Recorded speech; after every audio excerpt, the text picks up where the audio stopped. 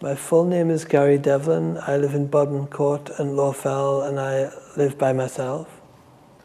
On a Monday morning, I volunteer at the Sunderland Road, at the Sunderland Road Library, where I do general library duties like issuing and discharging the books, shelving, checking the shelves are still in alphabetical order, and assisting the health and safety officer to check the water in the building and do fire drills. And on a Monday afternoon, once a month, I attend a health focus group for YVC, Your Voice Counts. On a Tuesday afternoon, I volunteer for Borderline Books, where I clean up old books and stamp them for delivery to poorer countries, places like schools or charities. On a Wednesday morning, I attend a self-advocacy group for Your Voice Counts called Gateshead People. Can you tell me about Gateshead People? What is Gateshead People? We're a self-advocacy group that acts as a voice for people with learning difficulties. We campaign for their rights to help people with learning difficulties better understand what they're entitled to. A lot of the work that we do is supporting people to speak up about their rights, and that involves a whole host of networking with other organisations, meeting professionals, and working with lots and lots of people in Gateshead with learning disabilities. The majority of my work involves supporting the group to maintain those networks and look at the broader picture of what's happening on a local basis, but also on a national basis. So there's lots of changes over the years have happened around learning disabilities. And because of those networks and links that we have, I get quite a lot of emails from professionals and other organisations, just letting me know what's happening nationally and locally. And what I tend to do is take this back to the group to see if they want to pursue things. There's lots and lots of campaigns that are going around, and I was just recently massive changes in the benefits system. So I supported the group to contact a local MP, Ian Mearns. He's quite a big supporter of the group, and express the group's concerns to Ian Mearns, and he actually took it to Parliament. On a Thursday, I volunteer for Your Voice Counts as a group, the involvement now. We're a charity that's mainly for people with learning disabilities. We've been around since 1991, so we're coming up to our 25th year anniversary next year. So we're a long-established charity. We've worked for years in Gateshead, and then we developed and branched out to work in South Tyneside. And now we work in Gateshead, Newcastle, North Tyneside, South Tyneside, and we do little bits of work down in Middlesbrough and occasionally up in Northumberland as well. We provide a range of different services, mainly advocacy services. So an advocate is somebody who will speak up for you if you've got an issue or a problem, or support you to speak up for yourself. So we provide a case advocacy service that works on a referral basis. So we ask people to fill in a referral form that tells us what the problem is, and then we give them an advocate, and the advocate will work to support them to kind of get the outcome that they want from whatever that problem is. But we provide a range of different services and a range of different advocacy services. More and more in recent years we've developed it to provide some of the statutory advocacy services that have developed over the last few years. So IMCA and IMHA and Care Act advocacy RPR and DOLS, they're all examples of advocacy services that are specifically kind of enshrined in law. So there's legislation that says that in certain circumstances somebody has to have an advocate, and we provide some of those services for some of the local authorities round about. We provide a number of different services that are a bit more around supporting people to live the lives they want to live. So we have a drop-in that we run every Friday here at our offices in Gateshead. It's also about speaking up for people with learning difficulties rights, acting as an advocate for people with learning difficulties. We attend lots of meetings.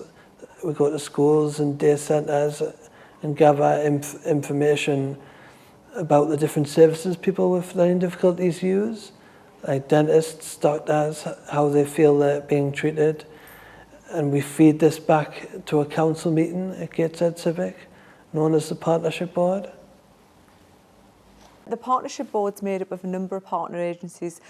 Initially it was chaired by the council. The council were the lead agents in valuing people to drive forward some changes, but it's recognised that to work with partner agencies. So the council representative, the Foundation NHS Trusts are represented, and I'm the representative.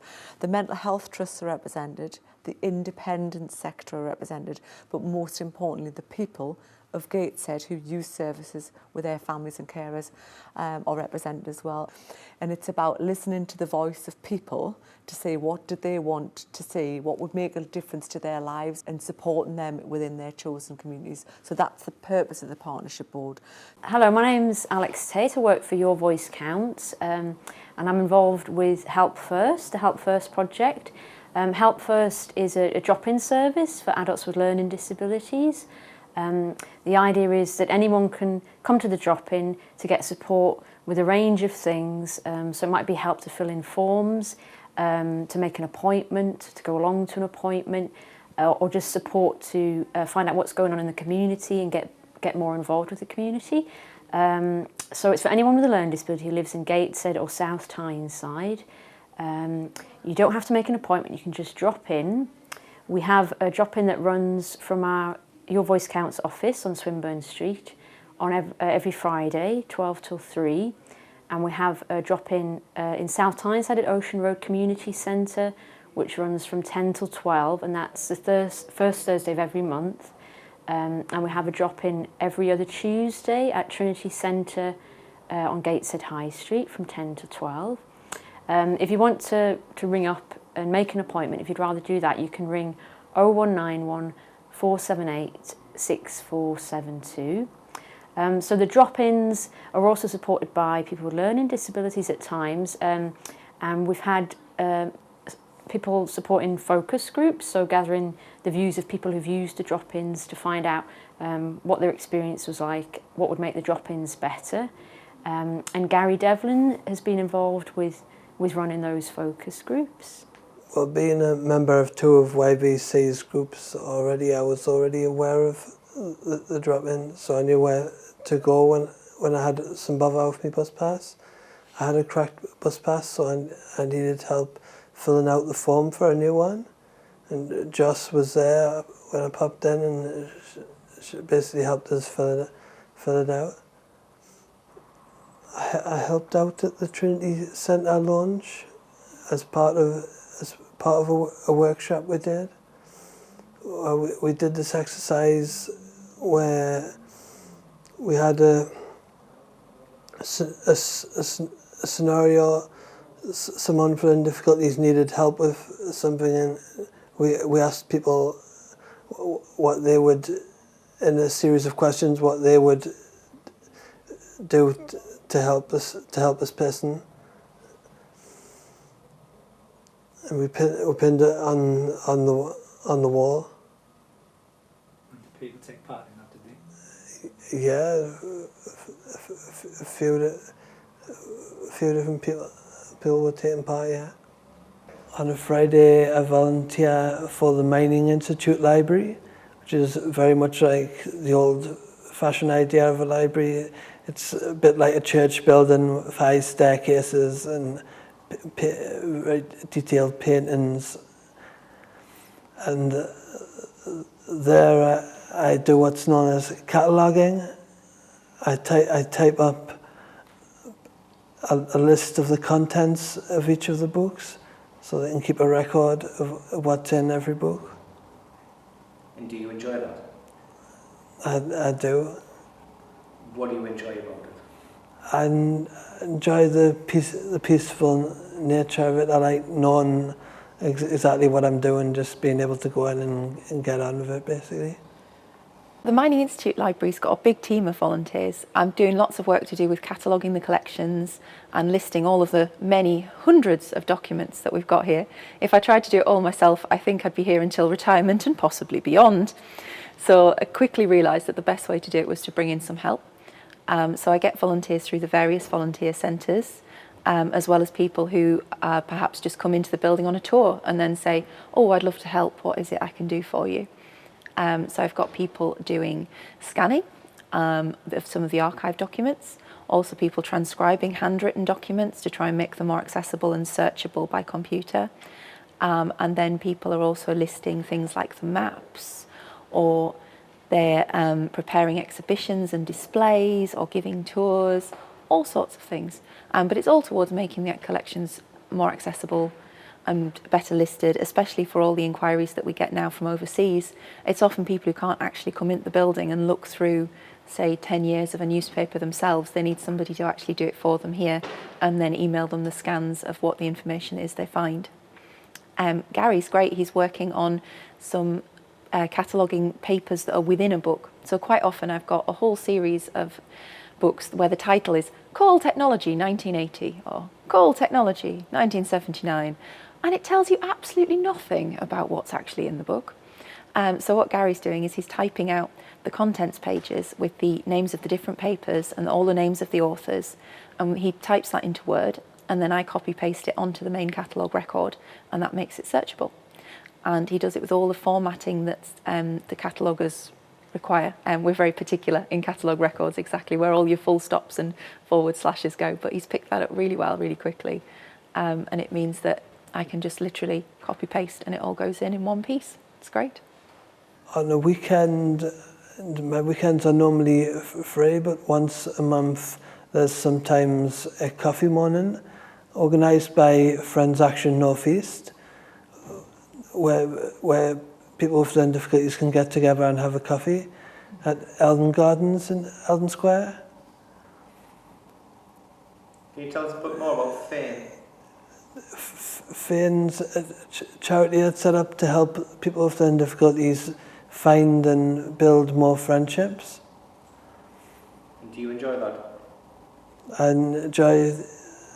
enjoy volunteering for Friends Action because I know what other people with learning difficulties are going through and how hard it can be to make new friends sometimes.